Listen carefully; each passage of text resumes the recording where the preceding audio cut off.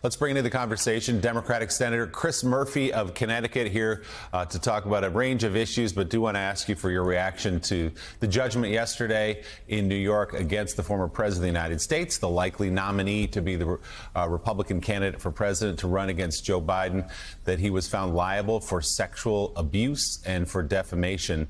We did hear from a group of Republicans, we played that earlier, some of your colleagues who say he's unelectable, he shouldn't be the candidate based on this and a series of other issues. What's your reaction to the judgment yesterday? Well, I share your outrage and real worry about the attacks on this decision, the attacks on the jury system. What really defines a democracy in opposition to every other kind of form of government? It's that we care more about the rules than we care about power. And what you're seeing in the Republican Party is a rejection of the rules, a rejection of a sense that there are some things that are right and wrong. And everything is now, for the Donald Trump cult, a means to political power. You can justify any means as long as the end is Donald Trump ends up in power. So, this is about their attacks on the jury system in this trial, but it's also about their defense of Clarence Thomas. I mean, this idea that, we can't agree that it's out of bounds to accept millions of dollars worth of gifts from a party before the court as a Supreme Court justice, over and over and over again, as long as it justifies Donald Trump being elected or conservatives winning cases on the Supreme Court. You're seeing this Republican Party demonstrate over and over and over again that the rules don't matter if the end of power is served by the means. As we've pointed out, Senator Marco Rubio, who is himself a lawyer, went to law school and everything, said, quote, the jury is a joke, talking about the jury system. Let's move on to other matters. Guns are a question you've tackled now for well over a decade.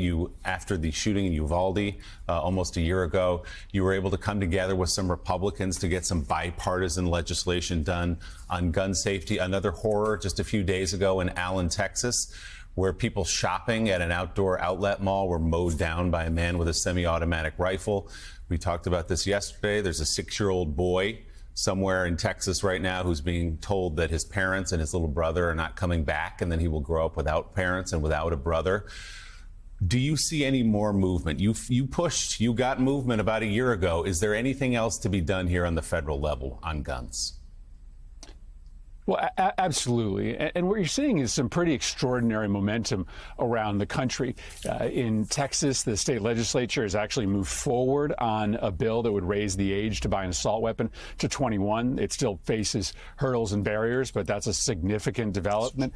In Tennessee, the Republican governor has called a special session to pass red flag laws. So in very Republican states, you are seeing that Republican politicians have come to the conclusion that they can't win races. They can't stay in power unless they do something about this carnage. And that pressure will be exerted at the federal level as well.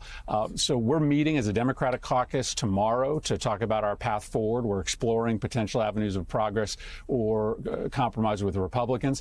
I think at some point, even if we can't get a deal with the Republicans to raise the age to 21 or to require a background check on every gun purchase, we'll probably have to take some votes in the Senate to at least show the American public where everybody stands. But of course, my preference is always to try to find that common ground, and we're involved in reaching out to Republicans this week to see if there's any potential.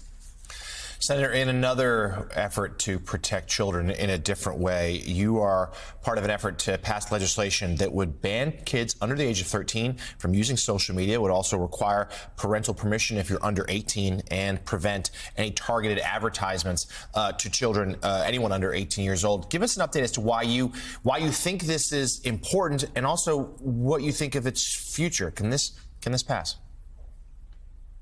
Well, I think you're seeing a really interesting coming together of Republicans and Democrats around this question of protecting our children and giving more tools to parents when it comes to how kids interact online. I've got a teenager and a preteen, and it's really scary to me that when they go online, when they're on social media sites, I really have no idea what they're seeing. They are seeing a lot of violent content. They're seeing softcore pornography. If they're feeling sad, they can very easily get to videos that are glorifying self-harm. And so we've introduced a bill, a group of really conservative Republicans, a group of pretty progressive Democrats, to say, three things. One, you've got to do age verification as a social media site like TikTok to make sure that there are no kids under 13 online.